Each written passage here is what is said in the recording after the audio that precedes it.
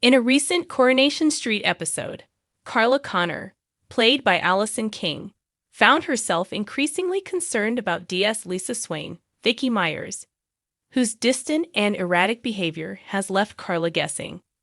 The tension between the two characters has been growing ever since they shared an emotionally charged moment in Carla's flat several weeks prior. Although both tried to brush off the encounter and move forward with their friendship, things have been uneasy ever since, leaving Carla with a strong sense that Lisa may be hiding something deeper. The episode opens with Carla noticing Lisa's reaction as she enters Roy's cafe. The detective sergeant spots Carla behind the counter and makes a hasty exit, visibly rattled, leaving Carla feeling disheartened. Carla's disappointment only deepens when she later reflects on their growing distance with Ryan Prescott, confiding in him her frustration and confusion about why Lisa seems so difficult to read. She laments that no matter what she does, it doesn't seem to break through Lisa's carefully guarded exterior. When Dee Bailey, Chanique Sterling Brown, later invites Carla and Lisa for a drink, Carla sees it as an opportunity to patch things up. Yet the moment falls flat as Lisa remains reserved, her attention clearly elsewhere. Still, Carla persists, and later in the episode, she seizes another chance to reconnect. She happens upon a tense exchange between Lisa and Dee and intervenes to defuse the situation. After the heated exchange subsides, Carla and Lisa head to the bistro, where Carla hopes that a quieter setting will give them space to clear the air. It's here that the conversation shifts to the ongoing investigation of Joel Deering's Callum Lill murder. Carla offers support, attempting to reassure Lisa that she's doing an excellent job in handling the case. But as they talk, it's clear that Lisa is wrestling with far more than her professional challenges. She expresses self-doubt and worry over how her involvement in the case may be affecting her daughter, Betsy Swain, Sidney Martin. Seeing Lisa in such a vulnerable state, Carla reaches out with a comforting gesture, leaning in to give her a reassuring hug. But Carla's attempt to console her friend takes an unexpected turn. Lisa recoils abruptly, physically flinching away from Carla's touch. Caught off guard, Carla watches in surprise as Lisa makes a quick excuse to leave, leaving Carla bewildered and unsettled by the reaction. Back at her flat, Carla can't shake the interaction, replaying the scene over and over in her mind, and chastising herself for possibly coming on too strong. When Ryan presses her for details, Carla voices her suspicion that Lisa must harbor some resentment or even hatred toward her, feeling that it's the only explanation for Lisa's seemingly abrupt withdrawal. But what Carla doesn't know, and what viewers are now privy to, is that Lisa's reaction is tied to a far more troubling revelation. In a dramatic flashback sequence, Lisa is shown nursing painful bruises on her arms, hinting that she was involved in an altercation on the night of Joel Deering's murder. This flashback casts new light on her behavior, raising questions about what exactly happened that night, and whether Lisa is as innocent as she seems.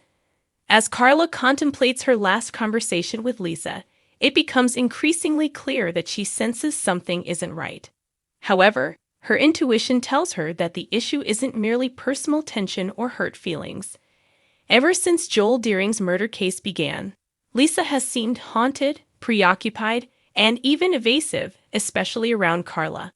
Unbeknownst to Carla, Lisa's bruises appear to be evidence of a physical struggle, a confrontation that could be connected to the murder. The flashback hints at Lisa being in a violent altercation on the night of Joel's death, adding a new layer to the mystery.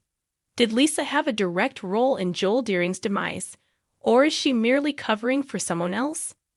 As her involvement in the investigation grows more complicated, Carla's instinct to protect her friend begins to clash with her lingering suspicions. She starts to question whether Lisa's stress stems from more than just the pressure of the case, realizing that Lisa's erratic behavior could be linked to something far more sinister. In the following days, Carla's concern for Lisa intensifies. She becomes determined to understand what her friend is hiding. Though Lisa continues to dodge any attempts at closeness, Carla's worry about Lisa's well-being ultimately overrides her sense of self-preservation. She confides in Roy Cropper, David Nielsen, about her worries, carefully omitting details that could put Lisa in an unfavorable light. Roy encourages her to follow her gut, suggesting that perhaps Lisa needs a friend now more than ever. Inspired by Roy's advice, Carla resolves to keep a closer eye on her friend, promising herself that she'll get to the bottom of what's troubling Lisa. At the same time, Carla begins to piece together clues about the Joel Deering case. She recalls the late-night visits Lisa has been making to the crime scene and her recent arguments with her colleagues, which seem to have taken a toll on her mental state. Carla's observations only deepen her concerns, as she starts to suspect that Lisa may be in over her head, or worse, involved in something illegal. As the investigation continues, details about Joel Deering's final hours come to light. Witnesses report seeing a woman fitting Lisa's description near the scene of the crime, and rumors begin to circulate around Weatherfield that Lisa may have been the last person to see Joel alive. Meanwhile, Carla becomes aware of whispers in the community, fueling her growing suspicions. Unable to contain her curiosity, Carla decides to confront Lisa directly, asking her what happened on the night of Joel's murder. But Lisa remains guarded, dismissing Carla's questions with evasive answers and insisting that she doesn't need help. Frustrated and heartbroken by Lisa's reluctance to confide in her, Carla realizes that her friend is hiding a painful secret, one that could destroy her career and possibly lead to criminal charges. In a final attempt to help Lisa, Carla arranges to meet her at a quiet location away from prying eyes. When Lisa arrives, Carla makes one last plea for honesty, urging her friend to open up and trust her. Lisa hesitates, clearly torn between her loyalty to the police force and her need for a confidant. After a tense silence, she finally admits that she was at the scene of Joel's death, but insists that she didn't harm him. She confesses that Joel had evidence linking her to another case, and they'd argued that night, leading to a scuffle where she sustained the bruises. This confession leaves Carla reeling. Lisa's revelation casts a shadow over her role in the investigation, hinting at a cover-up or, at the very least, a conflict of interest that could derail her career. Despite Lisa's insistence that she didn't kill Joel, Carla can't ignore the mounting evidence suggesting otherwise. The episode ends with Carla facing a difficult choice. Torn between her loyalty to Lisa and her own moral convictions, she must decide whether to protect her friend or report her to the authorities. The weight of this decision is evident on Carla's face as she walks away, her mind filled with doubts and fears about the consequences of her actions.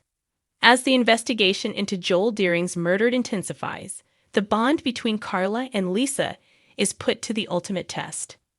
With Lisa's secret now partially revealed, both women find themselves caught in a web of lies, betrayal, and suspicion, leaving viewers wondering whether their friendship will survive, or whether Carla will ultimately be forced to choose between her friend and her conscience. The unfolding mystery promises even more twists and turns as Coronation Street fans brace for the explosive truth about what really happened that fateful night.